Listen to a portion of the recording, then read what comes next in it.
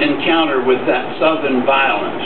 As we got to the town hall, we were surrounded by a huge mob of 400 people. They had armed themselves with lead pipes and baseball bats. And they began to surround me, and they began to hit me. And the Klansmen who were hitting me would look at the police who were standing there and ask in their own way, "Can we beat this man?" The police said with everything in their bodies, "Yes, and beat him good." So they began to beat me, and they started taking me out into the street where there were a huge mob out there. And I knew if they got me out there that I would be killed. So nonviolently I began to resist. I took hold of the railing down the middle of the steps leading up to the city hall, town hall, and they began to scream then. One man came over the back of my head with his fingers and started putting his fingers in my eye sockets, trying to pull the eyeball out of my face.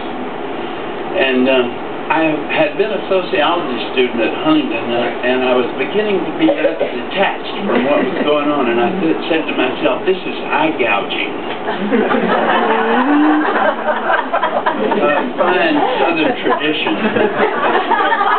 Fair fighting, 20 to 1. And then my next irrelevant thought was, I think they're overreacting. This was my first demonstration after all. They were going to kill me because of my first demonstration, and then I thought, this is the shortest civil rights career in history. My first meeting, my first day. You know, later on, they beat me so badly that they broke me loose from that pipe and began kicking me. My head was sticking out of the pile, and they began to kick me in the side of the jaw. And the last thought I had before losing consciousness was, this is the way that I die, being kicked in the head by angry people in Mississippi because black people want to register to vote. And then I woke up in the police chief's office, and he said, "I ought to let them kill you. I ought to let them kill you." The mob had come inside the police station. And I said in my best trained voice, because I had been through the nonviolent workshops, "I would like to make a telephone call." And they all laughed. And he said, "You're not under arrest. You're free to go." We had been trained, don't go and leave when no one knows where you are. By this time, everybody else has been taken off. I'm the only one there. They put me in a car and literally took me on a ride into the woods.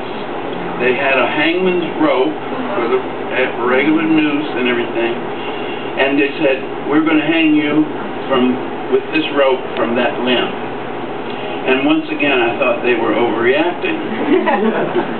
But by now, it was very serious. And so I began to confront each one, because I knew that they knew Doc, because that Doc had been in this little group that was beating him in Macomb, and I knew that Doc had told them that I was from Alabama and had been a classmate of his, and they kept calling me a dirty, nigger-loving Jew, communist son of a bitch, Yankee from New York. And I said, 9 out of 10 is not bad, but I'm not from New York.